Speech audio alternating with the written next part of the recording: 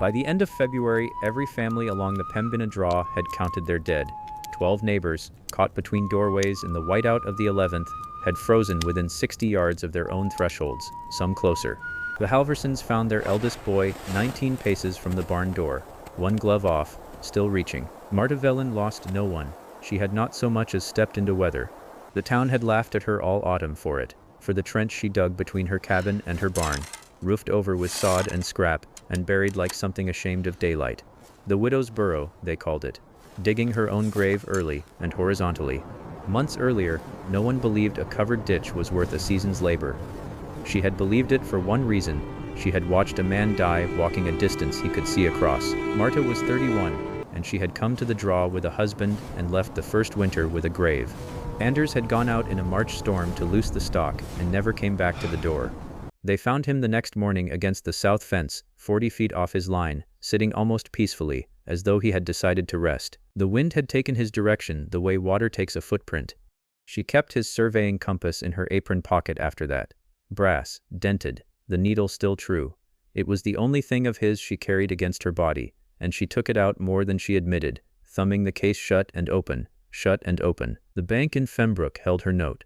$140 against the claim, due at proving, and proving required a habitable structure, continuous residence, and an inspector's word that the place could keep a person alive. She had until spring. She had one team, 20 head, a cabin and a barn set 80 yards apart on ground she had not chosen and could not move. 80 yards, in clear weather, a stroll. She had learned what 80 yards became when the sky came down, so before the ground froze, she began to dig. She did not dig blindly. She spent a week first with a spade and her hands, learning the land the way Anders had taught her to read water tables. The draw was a shallow trough, and her cabin sat on its north lip, the barn on the south. Between them the ground dipped, then rose. 4 things governed whether a buried passage would live or kill her, and she named them to herself as she worked, the way some women pray. Frost. The ground heaved when it froze and settled when it thawed, and anything rigid buried in it would be lifted, cracked, spat back out by spring. Water. The dip in the middle would gather, melt, and run. Water standing in a trench froze to a plug. Water moving through it undermined the walls. Load. Whatever she laid over the top, sod, timber, scrap iron, had to carry its own weight, plus the weight of drifted snow, which could stand 6 feet deep and settle to the density of a wet mattress. Air. A closed tunnel with an animal or a person breathing in it would foul, or worse, fill with the sweet invisible death that came off a bad stove. She had smelled it once in a dugout and never forgotten. Frost, water, load, air. She wrote them on the inside board of the barn in charcoal, where only she would see. The dip in the middle worried her first. "You'll drown before you freeze," she said aloud to the mule. The mule had no opinion. She solved it by grading, digging the whole run to fall 1 inch every 10 feet toward the barn, and cutting a sump at the low end that would take standing water below the floor line. That solved the water, it exposed the load. Because a graded trench meant a deeper cut at the barn end, and a deeper cut meant a longer span of roof with more earth pressing down on it. The first 10 feet she roofed with split cottonwood laid flat, packed sod on top. It looked sturdy. She stood on it. It held. Then the first hard frost came, and in the morning the sod had cracked in a line straight across, and one of the cottonwood splits had bowed downward into the passage like a swayed back. "Frost," she said, and touched the charcoal word on the wall. The flat timbers had no way to shed the load. Weight pressed straight down on their centers, and frost heave shoved up unevenly from below, and a flat beam caught between those two forces simply gave. She had known load and frost as words. Now she knew them as a broken beam over her head. She did not curse. She sat in the barn with cold coffee and looked at the swayed timber for a long time, and then she looked at the barn's own roof, the peak of it, the way the rafters met and leaned against each other. An arch. A beam fought load with its own stubbornness and lost. An arch passed the load sideways, out to the walls, and the harder you pushed down the tighter it locked. But she had no stone to arch with, and no lumber to waste. The man who solved the arch for her arrived looking for work 3 days later, and she almost turned him away. He was lean and gray-stubbled, and he walked the length of her broken trench before he said a word to her. He crouched at the swayed timber, sighted along it, pressed the sod with 2 fingers, and looked at the way she'd graded the fall. "You cut this to drain," he said, "not a question. Most folks dig a hole and are surprised when it fills." "Most folks," she agreed. "The roof's wrong, though." "I know it's wrong, I don't yet know right. He studied the barn roof line before he touched anything, the way a man does who has framed things that had to hold weight, and once framed something that didn't. His name was Present Okerlund, and he said he'd take meals and a corner of the barn and no wages until she could see the work was worth them. She should have asked more. She asked nothing. Winter was coming down the draw like a slow gray tide, and a man who read a drainage grade at a glance was not a man to send back into it. What Okerlund knew was corduroy and cribbing, the way railroad men shored a cut so the earth wouldn't take it back. He showed her how to set short posts along both walls, notch a stringer along their tops, and lay the roofing not flat but pitched into a shallow peak, each pair of splits leaning against its mate over a ridge pole so the load ran down the slope and out into the packed walls, not a true arch, but a spine that shed weight sideways instead of catching it dead center.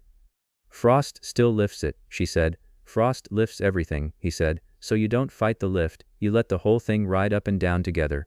He set the posts loose in gravel pockets instead of driving them rigid into the clay. A stiff thing breaks, a thing that moves a little, lives.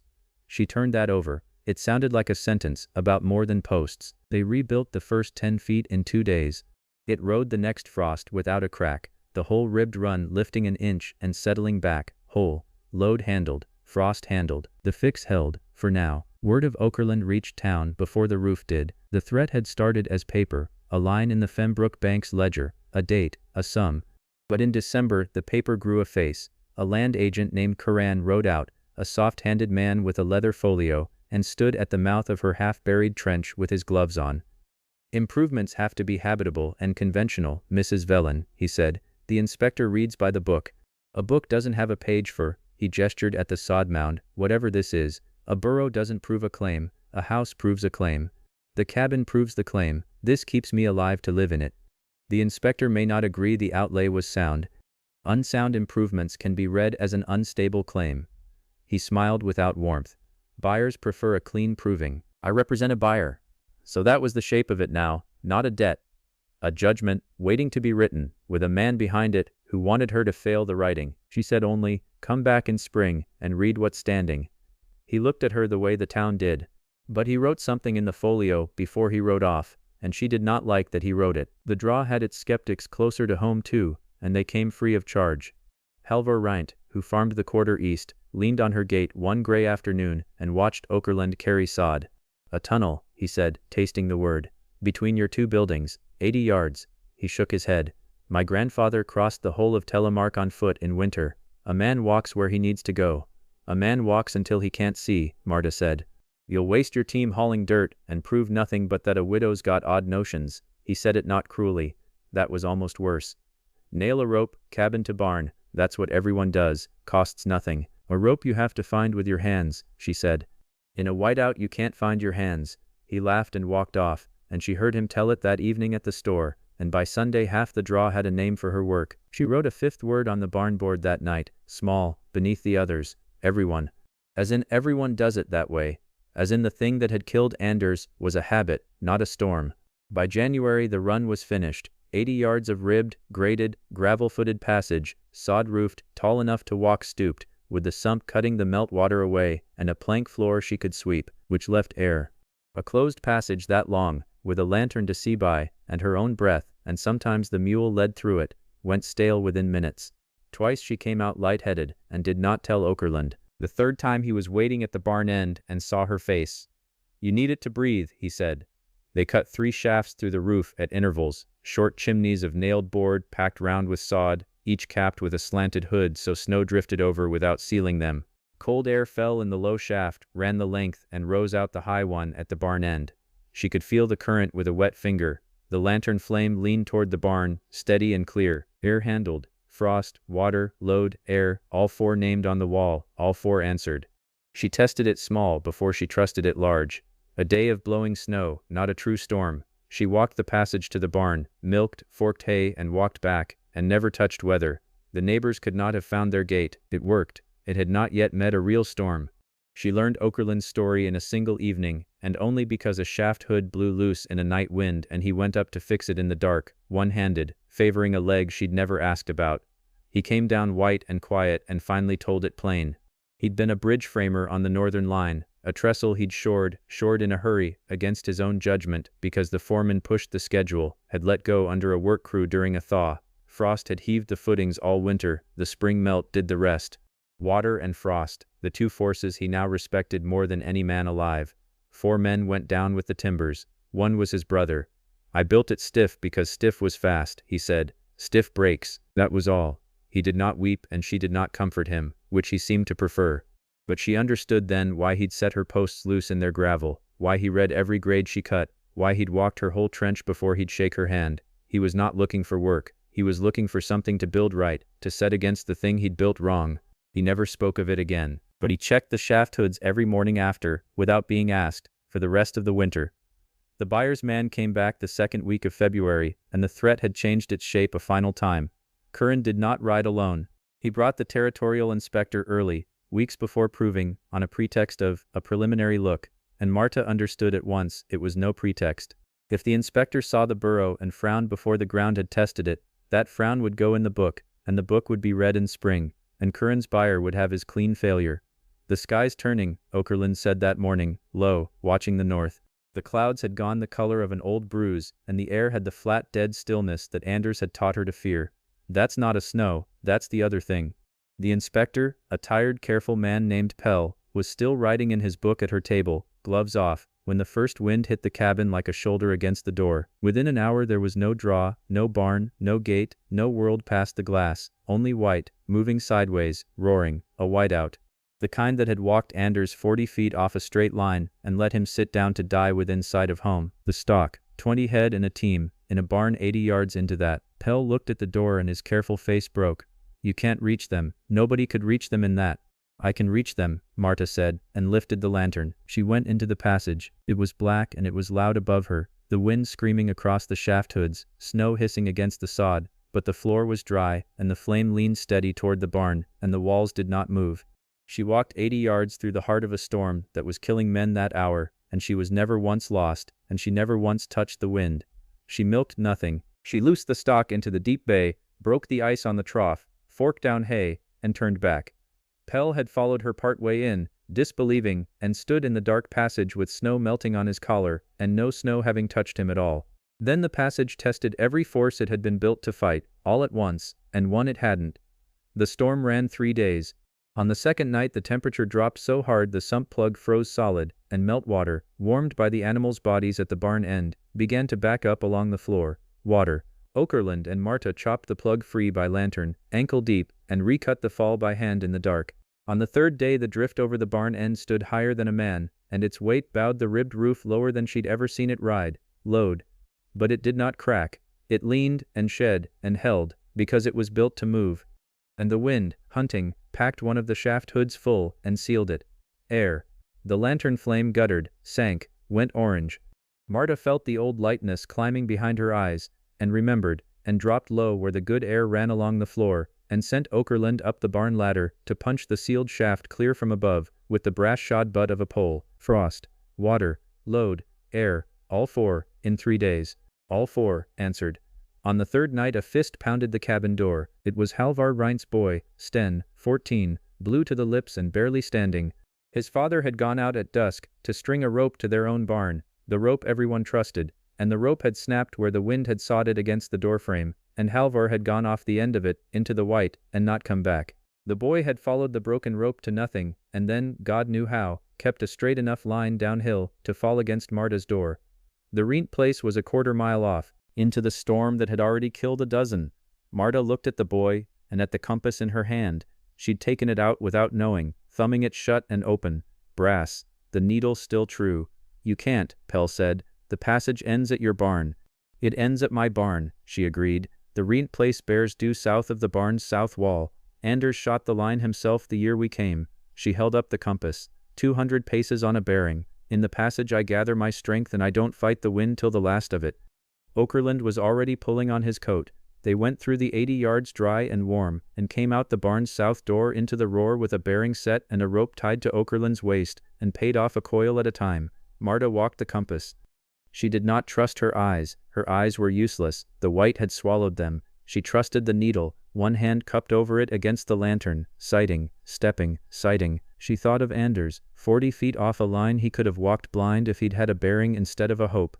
210 paces on, they found Halvor Rint on his knees in the lee of his own broken rope post, one glove off, deciding to rest. He was alive, barely. They got the rope under his arms, and Okerlund hauled, and Marta walked the back bearing, needle reversed, north now, 200 paces to the barn's yellow doorlight, and then 80 more through the passage where no wind was, where a half-dead man could be dragged along a dry floor to a warm cabin without the storm getting one more hand on him.